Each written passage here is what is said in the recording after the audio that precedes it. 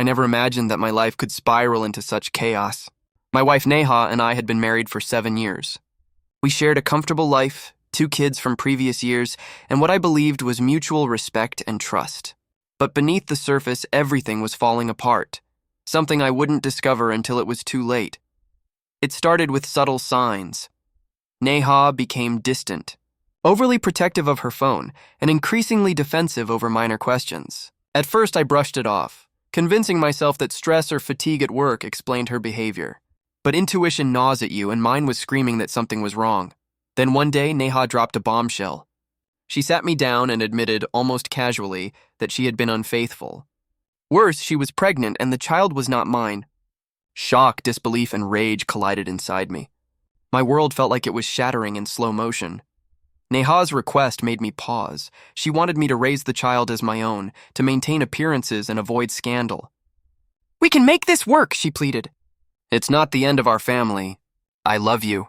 "You're the father figure our kids need," I laughed bitterly inside. Raise a child that wasn't mine after betrayal, after lies? Absolutely not.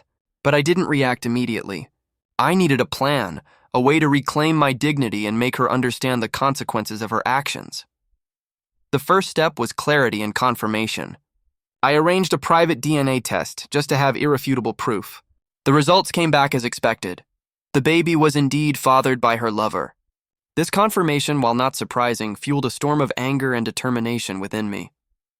I realized that any decision I made next had to be precise and impactful. Instead of confronting Neha with anger, I carefully planned my revenge.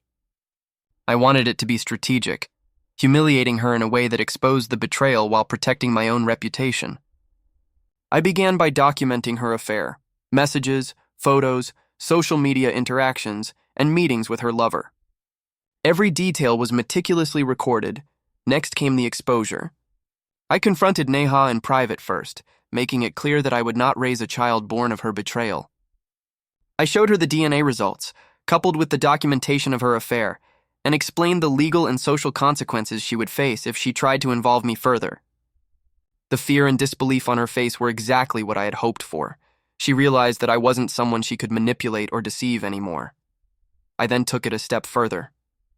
I consulted a lawyer and prepared to secure my rights and boundaries legally. Neha was furious, begging for forgiveness and trying to convince me to do the right thing for the family. But I was firm. The child was not mine, and I would not be complicit in sustaining her lies or covering up her betrayal. Finally, the ultimate revenge came in a subtle but profound way: public exposure and accountability. I discreetly shared evidence of the affair with mutual family members and friends who were close enough to understand the context, but not so close as to cause unnecessary scandal. Neha's charm and facade of perfection crumbled instantly. People who once trusted her suddenly saw the truth: her betrayal, manipulation, and audacity laid bare. Throughout this process, I maintained composure and dignity. I didn't yell, I didn't threaten, I didn't act impulsively. I allowed the truth and evidence to speak for themselves. The humiliation Neha experienced was a direct consequence of her choices, and it was far more effective than any rash emotional reaction could have been. In the aftermath, I filed for divorce and legal separation from all responsibilities toward the child that wasn't mine. Neha was left to face the consequences of her actions: a tarnished reputation, strained family relationships, and the realization that betrayal carries heavy costs. I, on the other hand, walked away with my dignity intact, my autonomy preserved, and a hard-earned sense of empowerment. Months later, I reflected on the ordeal. The betrayal was painful, the revelation shocking, and the situation morally complex. But the revenge I enacted wasn't just about humiliation. It was about reclaiming control, establishing boundaries, and ensuring accountability. I had turned a moment of devastating betrayal into a story of empowerment and justice. The ultimate lesson I learned is clear. Betrayal may be painful, but strategic action, evidence, and self-respect can turn a personal catastrophe into a story of empowerment. Neha wanted to manipulate me into raising a child that wasn't mine, but I ensured that her plan backfired spectacularly. Today, I live independently, focusing on personal growth, career, and meaningful relationships built on honesty and trust. Neha's betrayal is a closed chapter, but the lessons I learned remain invaluable.